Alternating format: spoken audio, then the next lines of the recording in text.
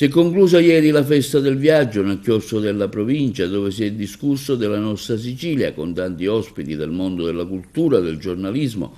condotta da Felice Cavallaro, che ha tracciato un bilancio delle manifestazioni. La sintesi è un invito a venire ad Agrigento, capitale della cultura, 2025, ma 25, 26, 27, 28. Agrigento deve diventare una meta per flussi turistici sempre più consistenti, ma direi anche per flussi di viaggiatori consapevoli che vengono perché oltre al mare, ai templi, alla Scala dei Turchi c'è la possibilità di vedere tante piazze letterarie che stanno attorno alla capitale, da Vigata, a Regalpetra, alla piazza di Palma di Montechiaro con il Gattopardo e così via, da una città all'altra per scoprire e riscoprire Sciascia, Pirandello, Camilleri, Russello, tutti gli autori che hanno trasformato le loro opere prendendo spunto da ciò che trovavano proprio in questo territorio. Hanno dato linfa vitale al teatro, al cinema, alle altre arti.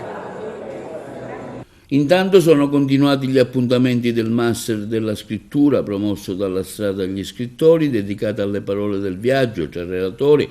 l'attore agrigentino Gaetano Aronica, Antonina Nocera scrittrice, Valeria Livigni, moglie di Sebastiano Tusa, Isabella Giglia, PR del Resod, Roccoforte, Sicilia. Lì ci metti le interviste del Master.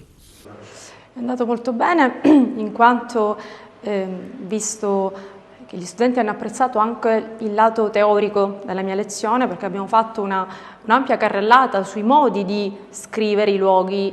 sui vari approcci anche teorici alla scrittura dei luoghi. Dopo questa carrellata abbiamo parlato appunto del mio lavoro e la parola prospettiva calza a pennello, in quanto la prospettiva è proprio l'incrocio di tante visioni all'interno della città pietroburghese che raccolgono le memorie collettive, le memorie personali, le storie, le vicende e tutte le memorie culturali degli scrittori che hanno attraversato la prospettiva Nevsky, che hanno scritto della città di Pietroburgo. Quindi all'interno di questo ipertesto abbiamo rintracciato alcuni luoghi specifici che sono quelli su cui si incentra il mio lavoro, come ad esempio la piazza e i luoghi del cammino di Raskolnikov in Delitto e Castigo, o la casa museo della famiglia Dostoevsky, che fu l'ultima casa abitata, in cui gli oggetti parlano di una storia inedita, la storia della famiglia Dostoevsky, dei suoi figli e di altri aspetti meno noti dello scrittore.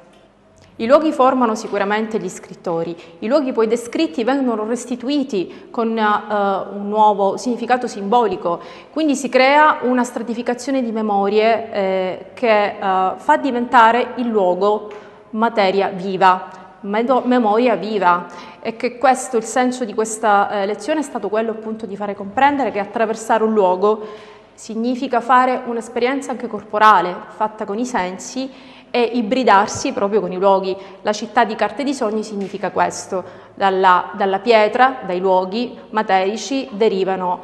poi sogni e visioni. Sicuramente un'occasione eccezionale, un momento importante, perché Sebastiano Tusa, come molti ricorderanno, era sempre aperto ai giovani. Il suo interesse era quello di far sì che i giovani trovassero occasioni di lavoro nella Sicilia, quindi nella nostra terra, e che avessero la possibilità di appassionarsi al nostro patrimonio culturale, quindi appassionarsi attraverso la conoscenza, attraverso anche il viaggio, la condivisione, quindi diciamo che sposa perfettamente questa visione di Sebastiano Tusa, che vedeva nel viaggio l'occasione di incontri, di condivisioni, ma soprattutto di sviluppi e di sinergie.